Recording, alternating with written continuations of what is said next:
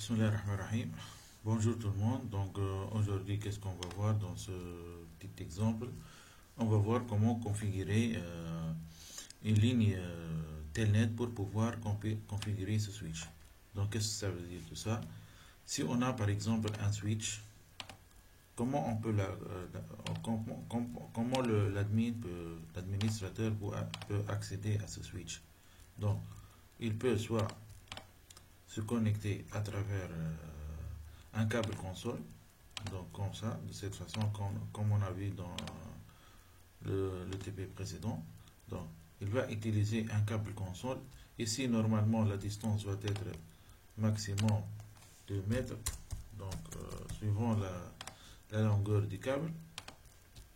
Ça, c'est une façon, donc à travers un câble console.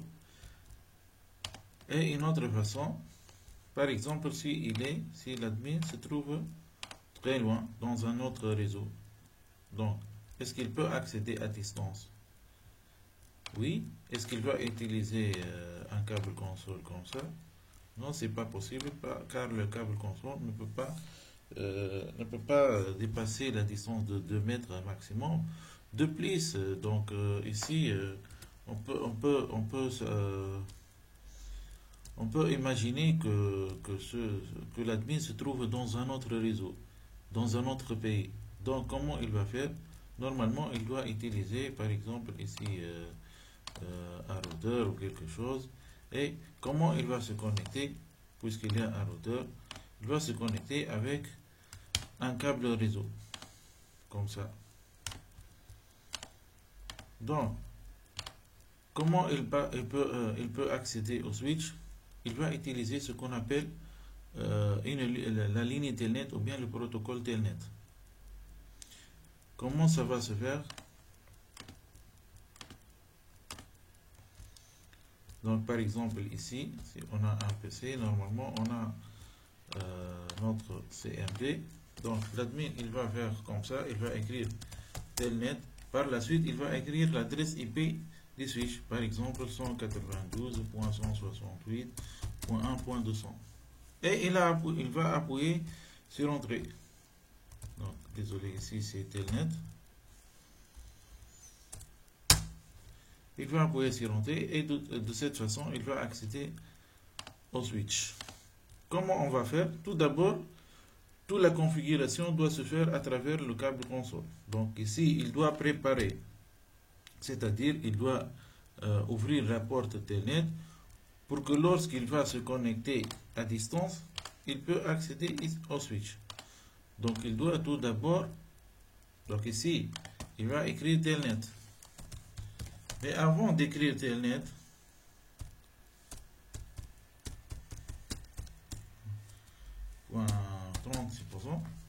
avant d'écrire Telnet,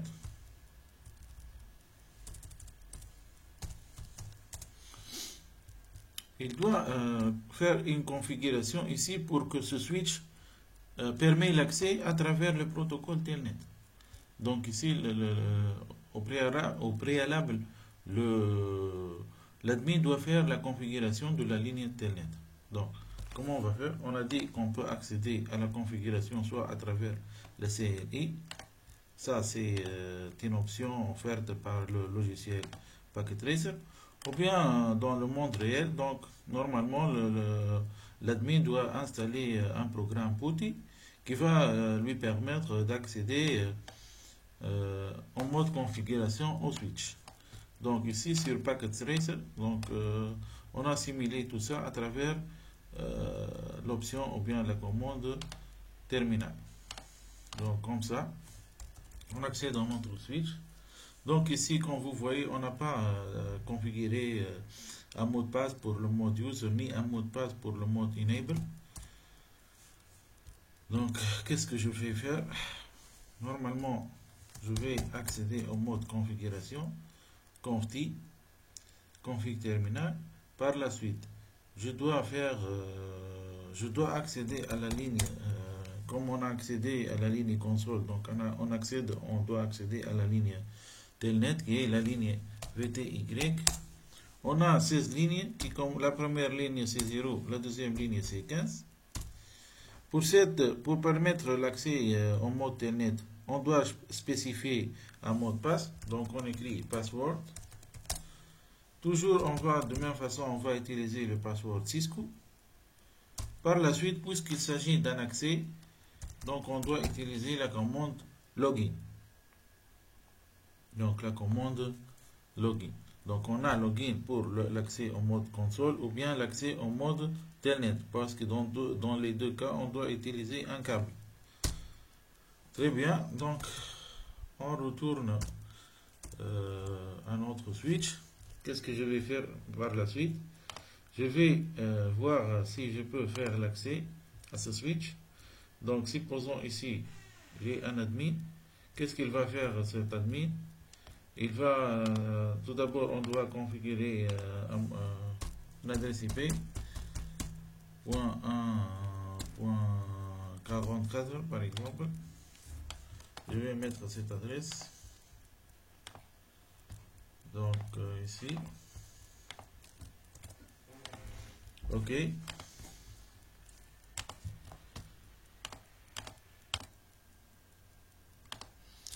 Donc ici, on a cette adresse 192.168.1.44 et cet admin, il veut accéder à notre switch. Donc, pour que l'admin accède au switch à distance, le switch doit avoir une adresse IP. Donc, on va lui accorder l'adresse IP 192.168.1.30. OK. Comment on va configurer une adresse IP à un switch? Si vous avez bien compris le cours, on a dit que le switch ne comprend pas les adresses IP. Donc les interfaces du switch ne comprennent pas que le niveau 2, c'est-à-dire la couche liaison. Donc où il y a, c'est-à-dire une adresse MAC, seulement les adresses MAC. Donc le switch ne comprend que les adresses MAC. Qu'est-ce qu'on va faire pour l'adresse IP? Donc la solution pour Cisco, c'est de créer une interface virtuelle appelée VLAN 1. Donc pour cette interface, donc c'est virtuel, c'est pas une interface réelle. Et à cette interface, on va lui affecter une adresse IP. Et de cette façon, cette adresse IP affectée à l'interface VLAN 1 va être l'adresse IP globale de tout le switch. Donc pour accéder à ce switch à distance, on va utiliser l'adresse IP de l'interface VLAN 1. Donc revenons à notre configuration. Donc ici, switch. Donc on va accéder à l'interface VLAN 1. Qu'est-ce qu'on va faire pour faire la configuration? Donc conf interface VLAN 1. On est dans l'interface, puisqu'on a switch conf if. Dans cette interface, on va écrire IP adresse, donc IP 2D, adresse 2D. Notre adresse IP, c'est 192.168.1. Qu'est-ce qu'on a dit? .30. Et on va utiliser, bien sûr, le masque. 0. On appuie sur Entrée. Donc notre interface a bien été configurée avec une adresse IP.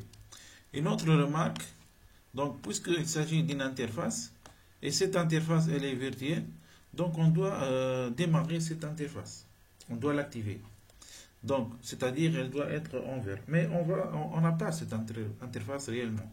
Donc la solution c'est de mettre nos shutdowns à cette interface. Donc no shutdown,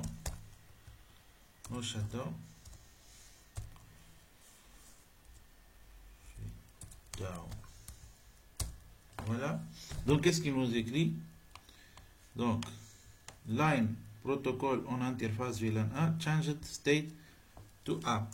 Donc l'interface est activée. And donc on va maintenant voir si tout fonctionne.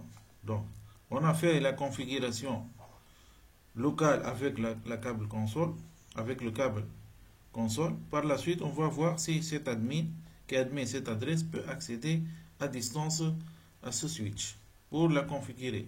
Donc, qu'est-ce qu'on va faire? On va accéder à l'interface CMD. On écrit protocole Telnet. Quelle est notre adresse? C'est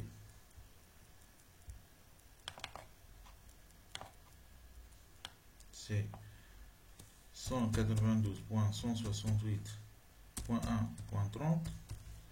C'est l'adresse du switch.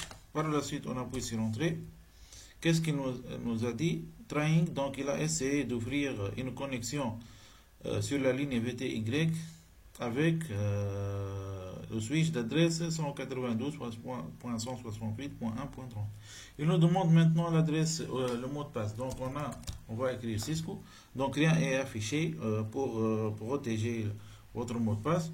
On appuie sur Entrée. Normalement, maintenant on va accéder au switch. Donc voilà, on a accédé, on a fait l'accès au switch. Donc je vais accéder au mode Enable. Donc j'ai pas de mot de passe ici. Il ne me permet pas car normalement je dois faire un mot de passe ici. Donc je peux faire par exemple comme on a vu dans le TP précédent, TP1.